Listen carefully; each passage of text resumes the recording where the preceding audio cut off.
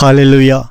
오늘은 죽은 자들의 부활과 그리스도 부활이라는 제목으로 고린도전서 15장 15절의 말씀을 가지고 함께 생명의 양식을 먹고 마시며 우리 주님을 찬양하도록 하겠습니다. 만일 죽은 자들이 다시 살아나지 못한다면 하나님께서 그리스도를 다시 살리시지 아니하셨으리라. 아멘. 고린도 13장이 사랑장인 것처럼 고린도 15장은 부활장입니다. 고린도 13장은 은사를 말하다가 더욱 큰 은사인 사랑을 말했지만 고린도서 15장은 복음을 알게 하면서 부활을 말하고 있습니다. 고로 사랑과 부활의 관계성은 근원은 같으면서도 복음과 은사라는 차이점이 있고 복음이 기본이요 시작이라면 은사는 과정이요 결과입니다. 부활 없이 사랑이 있을 수가 없군요. 부활한 자는 곧 사랑하는 자인 것입니다. 고로 사랑이 전에 당연히 부활이 전제되어야 하고 부활 없이 사랑을 원한다는 것은 공감의 결과에 따름이죠. 부활이 무엇인가? 부활은 죽은 자들에게만 해당되는 항목입니다.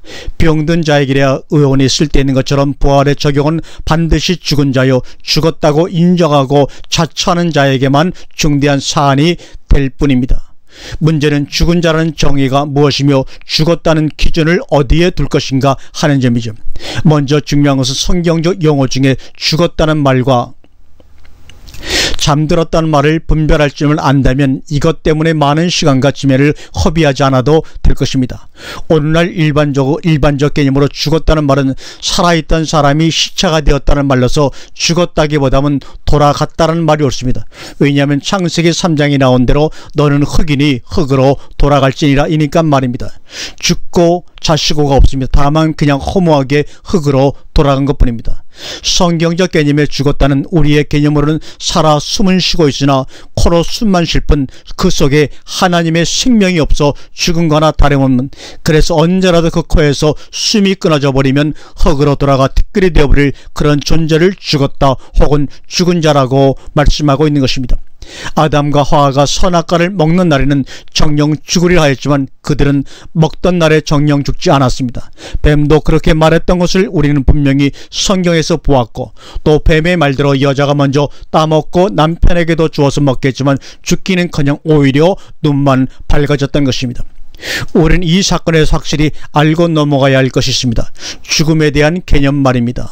하나님이 말씀하신 경영 죽으리라의 죽음의 개념과 뱀이 말한 대로 결코 죽지 아니하리가 다르다는 점입니다.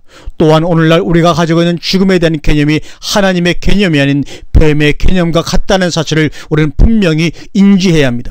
적어도 우리가 아담의 후손이라는 증거 중에 하나가 바로 죽음의 개념이요, 그 개념이 뱀에게서 넘어온 개념이라는 확실한 증거를 성경 기록이 제시하고 있기 때문입니다.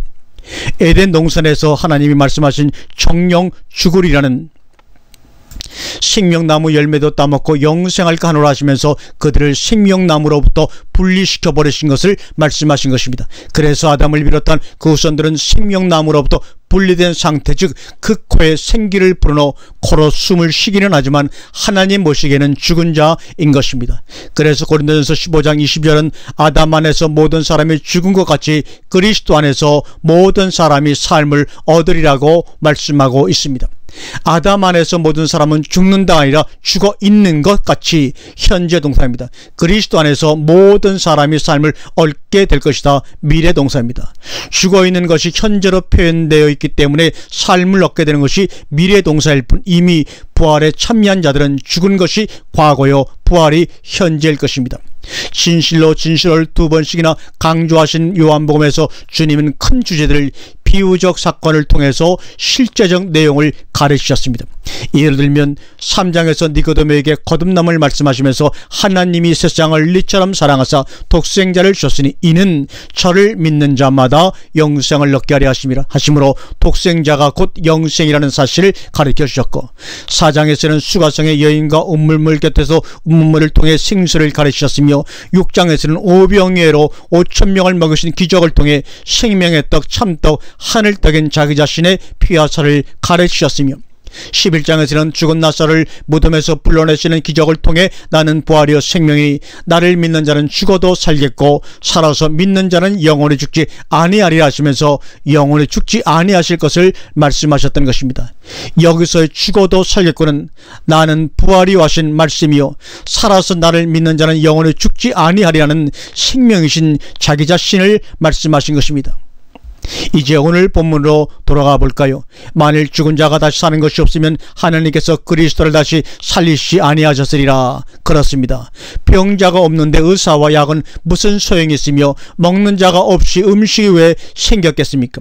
그리스도의 부활은 그가 부활했기 때문에 하나님의 아들이라든지 진짜 그리스도라는 하는 증거를 제시하기 위해서가 아닙니다. 또한 그가 부활하셨기 때문에 우리도 부활을 할 것을 믿기만 하면 죽어서 무덤 속에 있어도 언젠가는 부활할 것이라든지 하는 것 때문에 그가 부활하신 것이 아니라는 말입니다.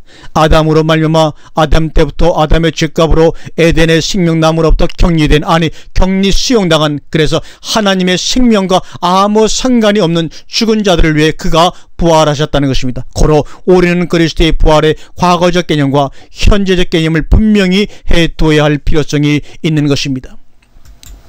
그리스도의 부활의 과거적 개념은 그가 부활하셨다는 것이요 그리스도 부활의 현재적 개념은 그분으로 말미암아 내가 부활했다와 해야 한다입니다.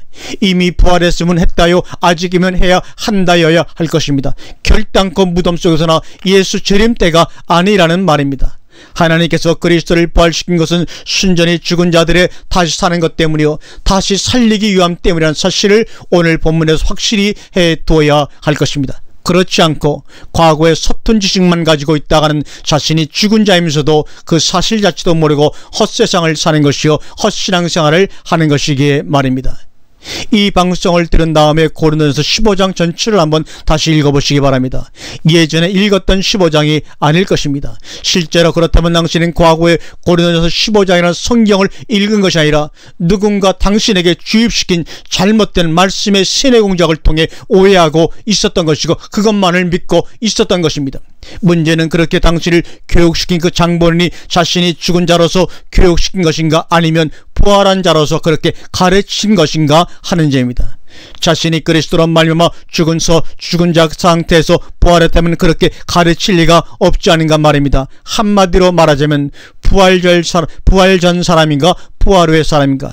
예수와 니고데모, 예수는 니고데모에게 거듭남과 중생을 강조했습니다. 니고데모는 그 말 자체를 이해하지 못했던 것입니다. 그러면서도 그는 바리새인이었고 사내들의 공회원이었으며 이스라엘 백성들의 성생이었습니다. 그러면서 그는 백성들을 가르쳤던 것입니다. 특히 바리새인들은 사두개인들과 달리 부활을 믿는 종파입니다. 그가 백성들에게 부활을 어떻게 가르쳐주겠는가. 생각만 해도 끔찍한 일입니다.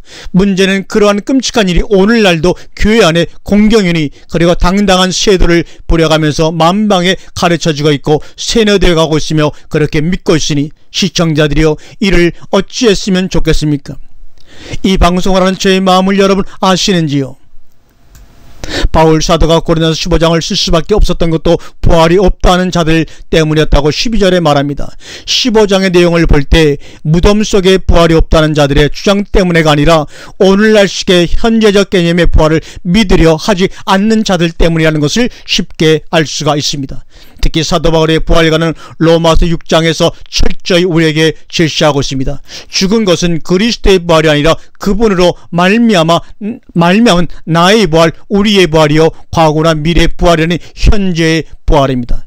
요한복음 11장 25절에 나는 부활이요 생명이니 이는 개념을 말하는 동사가 아니라 시제성을 띤 동사, 즉 나는 현재 부활이요 현재 생명이라는 말을 하고 있고 강조하는 것입니다. 우리가 그분을 믿는다는 것은 현재적 부활 때문입니다. 나를 믿는 자, 현재 본사는 죽어도 살겠고입니다. 믿는 자가 죽었어도 살겠게 믿으라 하는 것이요. 믿어서 살아나서 계속 믿는 자는 당연히 영원히 죽지 아니하는 것입니다. 고로 믿는다고 하면서도 부활을 경험하지 못했다면, 그래서 믿고 있는 지금도 무덤 속의 송장 부활을 믿고 있다면 그는 잘못 믿었던지 헛 믿음이기 때문입니다. 그것을 바로 요한복음 15장 4절에서 말씀하고 있는 내용입니다. 또한 가르치는 자가 그렇게 가르쳤다면 그는 하나님의 거짓 증인으로 발견될 것입니다. 그것이 바로 고린도전서 15장 15절의 내용입니다.